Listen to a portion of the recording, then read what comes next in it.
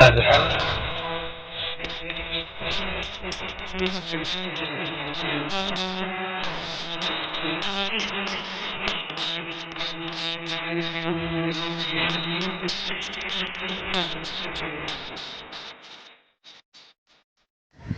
پیارے آقا صلی اللہ علیہ وسلم کے پیارے دیوان ہیں۔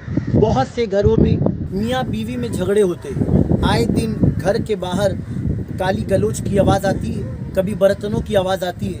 آج ہر گھر میں کوئی نہ کوئی ایسا شخص ہوتا ہے جس کی وجہ سے گھر والے پریشان ہوتے ہیں، جس کی وجہ سے گھر والوں کا سکون چین غارت ہو جاتا ہے۔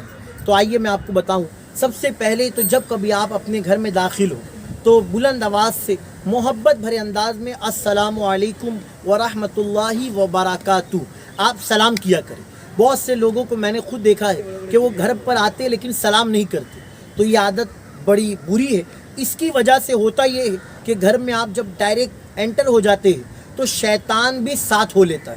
تو اگر آپ اپنے گھر میں آئیں گے اور بلند آواز سے مسکرا کے سلام کریں گے تو انشاءاللہ یہ آپ کا وہ عمل ہوگا کہ آپ کے آنے کے بعد گھر میں برکت ہوگی، گھر میں محبت ہوگی۔ ایک بات اور یاد رکھیں، بہت سارے لوگوں میں یہ بھی پایا جاتا ہے کہ باہر اگر باس نے کچھ چلایا ہے یا باہر کسی سے جھگڑا ہوا تو وہ باہر کا غصہ گھر پر آ کے نکالتے ہیں۔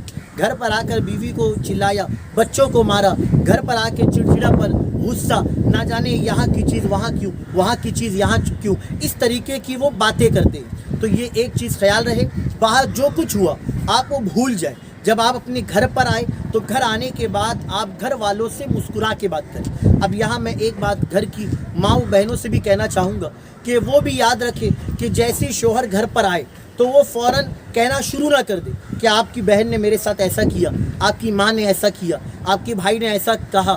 تو یہ سب عادتیں اگر شوہر گھر پر آیا، اب ایک گلاس پانی بھی آپ نے نہیں پوچھا، آپ نے سلام کا جواب بھی نہیں دیا، اور گھر آنے والے شوہر کو آپ نے فوراً دن بھر میں جو کچھ ہوا وہ کہانی سنا دی، اب اس کے سر پر کیا ہوتا ہے، ایک بوجھ آ جاتا ہے کہ پہلے باہر کا ٹینشن تھا، اب گھر پر بھی آیا تو ٹینشن ہے۔ تو یہ چیز یاد رہے کہ گھر پر جیسے شوہر آئے تو بیوی کا بھی فرض ہوتا ہے کہ وہ محبت سے پہلے تو سلام کا جواب دے، مسکرا کے چہرے کو دیکھے، ایک گلاس پانی پیش کرے، اور شوہر کو جتنا ہو سکے محبت بھرے انداز میں خیریت پوچھے، مزاج پرسی کرے۔ میرے پیارے آقا صلی اللہ علیہ وسلم کے پیارے دیوانوں، ایک اور بات سنیں، شوہر بھی جب گھر پر کھانا کھائے تو اکثر ہوتا یہ ہے کہ اگر کھانا صحیح نہیں بنا تو بہت سارے شوہر کھانا صحیح نہ بننے کی وجہ سے اب اس پر بھی وہ پٹا نکالتے ہیں، اس پر بھی وہ بیلن نکالتے ہیں، اس پر بھی وہ مارنا شروع کرتے ہیں۔ تو یہ یاد رہے کہ اس طریقے کی بھی حرکت ہرگز نہ ہو کہ آپ نے اگر اپنی بیوی پر ہاتھ اٹھایا، میرے آقا علیہ السلام فرماتے ہیں کہ جس نے اپنی بیوی پر ہاتھ اٹھایا گویا اس نے تھوک کر چاٹا، اللہ اکبر، وہ ایسا شخص ہے۔ تو ہرگز اپنے گھر والوں پر آپ ہاتھ ہرگز نہ اٹھائے۔ ہاں، کھانے میں اگر کوئی کمی بیشی ہو تو اس پر آپ صبر کریں۔ بہت سے لوگ کھانا پلٹ دیتے، کھانا پھینکنے کی بھی عادی ہوتے، تو یہ یاد رہے کہ جب اناج کی بے ادبی ہوتی ہے تب بھی مہنگائی کی مار ہوتی ہے۔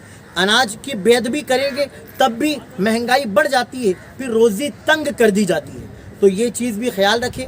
ایک بزرگ کا واقعہ مجھے یاد آتا ہے، ان کے انتقال کے بعد کسی نے ان سے پوچھا کہ اللہ نے آپ کے ساتھ کیا معاملہ فرمایا؟ آپ نے بتایا اللہ نے مجھے بخش دیا، سبحان اللہ۔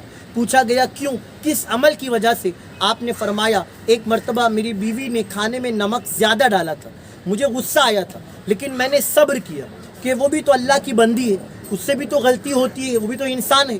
بس اللہ تعالیٰ کو میری ادا اتنی پسند آئی کہ تو نے میری بندی پہ رحم کیا، جب میں نے تیری زندگی بھر کے گناہوں کو معاف کر دیا۔ تو معلوم ہوا کہ ایک دوسرے میں معاف کرنے کا جذبہ پیدا کرے، ایک دوسروں کی غلطیوں کو اگنور کیا کرے، عفو درگزر سے کام لے، کہے انشاءاللہ۔ اسی طرح میں خواتین سے بھی کہوں گا کہ وہ بھی اپنے شوہر پر رحم کرے، بات بات پر شکایت کرنا، دوسروں کی مثالیں دینا کہ فلاں کا شوہر ایسا کرتا ہے، تم نے تو کبھی ایسا کیا نہیں میرے لیے، تو یہ چیزیں خواتین کے لیے بھی مناسب نہیں ہوتی ہے۔ میرے آقا علیہ السلام فرماتے ہیں کہ بہتر عورت وہ ہے جو اپنے گھر پر رہتی ہے، جو ہمیشہ اپنے گھر پر رہے، وہ عورت بہتر ہے۔